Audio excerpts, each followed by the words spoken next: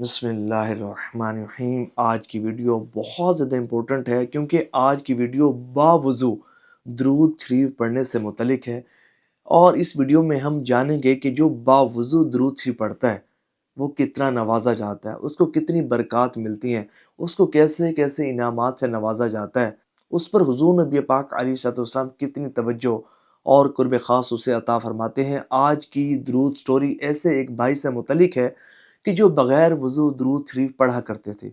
درود شریف تو پڑھتے تھے لیکن بغیر وضو پڑھا کرتے تھے، پھر جب سے درود شریف باوضو پڑھنا شروع کیا، برکات کیا ملی، فیض کیا ملا، اور وہ کیا ایسا منظر انہوں نے دیکھا کہ جس کی وجہ سے ان کا یہ ذہن بن گیا کہ اب ہمیشہ باوضو درود شریف پڑھوں گا، کہ درود شریف روحانیت کے بند تالوں کو کھول دیتا ہے۔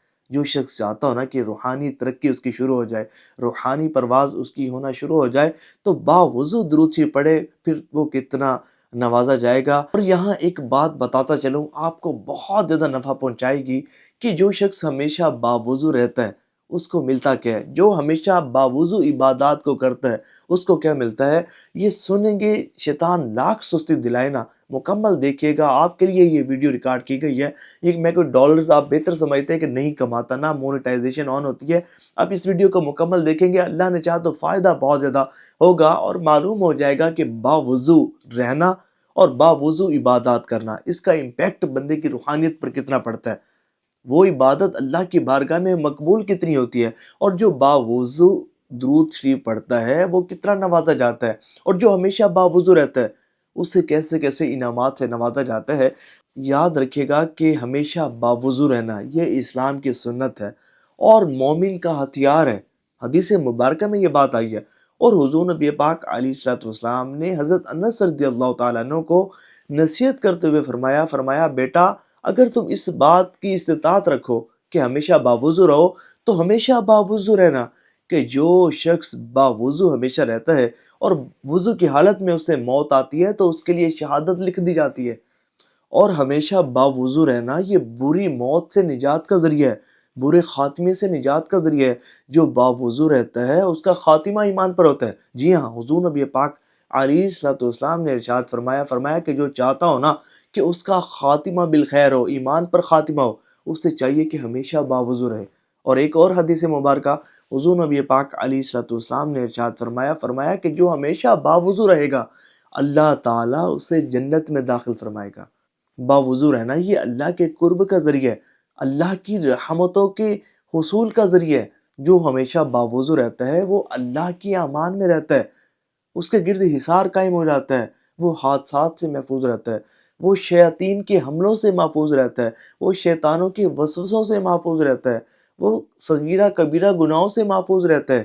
فرشتے اس کے لیے نیکیاں لکھتے رہتے ہیں، اس کے کام میں برکت ہونا شروع ہو جاتی ہے، اس کے رزق روزی میں برکت ہونا شروع ہو جاتی ہے، اس کی عزت میں برکت ہونا شروع ہو جاتی ہے، اس کی دعائیں قبول ہونا شروع ہو جاتی ہیں، اس کے دل میں نورانیت پیدا ہونا شروع ہو جاتی ہے، روحانیت میں اضافہ ہونا شروع ہو جاتا ہے۔ دیکھیں، ایک بات یاد رکھیے گا، جس عبادت کو جتنے زیادہ اہتمام کے ساتھ، جتنے زیادہ آداب کے ساتھ کیا جاتا ہے نا، وہ عبادت اتنا زیادہ اللہ کی بارگاہ میں قبول بھی ہوتی ہے، مقبول بھی ہوتی ہے، اور اتنا زیادہ ثواب ملتا ہے۔ اچھا، یہاں ایک بات میں بتاتا چلوں کہ بہت سارے لوگوں کے ذہنوں میں یہ بات ہوگی کہ اگر ہم باوضو رہنے کا اہتمام نہیں کر سکتے، یا باوضو درود شریف نہیں پڑھ سکتے، یا بعض لوگوں کا وضو زیادہ دیر تک نہیں رہتا، تو وہ تو پھر ہو سکتا ہے کہ وہ سوچنے لگیں کہ ہم درود شریف ہی پڑھنا چھوڑ دیں۔ تو ایسا نہیں کرنا۔ اگر کوئی شخص بغیر وضو بھی درود پاک پڑھتا ہے تب بھی اس کا پڑھا گیا درود پاک قبول بھی ہوتا ہے، مقبول بھی ہوتا ہے، اور اس درود شریف کو پڑھنے پر اس کو ثواب بھی ملتا ہے۔ لیکن آج ہم بات کر رہے ہیں درود شریف کی خاص برکات کی، درود شریف کے خاص فیض کی، کہ جو باوضو درود پاک پڑھتا ہے وہ زیادہ نوازا جاتا ہے، اس کو بغیر وضو کے درود شریف پڑھنے والوں سے زیادہ فیض ملتا ہے، اس پر حضور نبی پاک علیہ الصلوۃ والسلام کی زیادہ کرم نوازیاں ہوتی ہیں، بہت زیادہ اسے توجہ بھی نصیب ہوتی ہے، بہت زیادہ اللہ کی رحمتوں کا بھی نزول ہوتا ہے۔ اور باوضو جو شخص درود پاک پڑھنے کو معمول بنا لینا، پھر وہ نوازا کتنا جاتا ہے۔ اب چلتے ہیں ان بھائی کی سٹوری سے متعلق۔ یہ کہتے ہیں کہ ایک مرتبہ نا میں نے خواب میں دیکھا کہ میں روضہ رسول صلی اللہ علیہ وآلہ وسلم کی طرف جا رہا ہوں۔ سبحان اللہ، خواب میں روضہ رسول صلی اللہ علیہ وآلہ وسلم کو دیکھنا یہ بڑی سعادت کی بات ہے، بڑی خوش بختی کی اور خوش نصیبی کی بات ہے، اور درود شریف کی کثرت کرنے والوں کو، جو ادب کے ساتھ پڑھتے ہیں، جو محبت کے ساتھ پڑھتے ہیں، جو حضور کے عشق میں پڑھتے ہیں، جو اہتمام کے ساتھ پڑھتے ہیں، اس طرح کے نظارے ان کو کروائے جاتے ہیں۔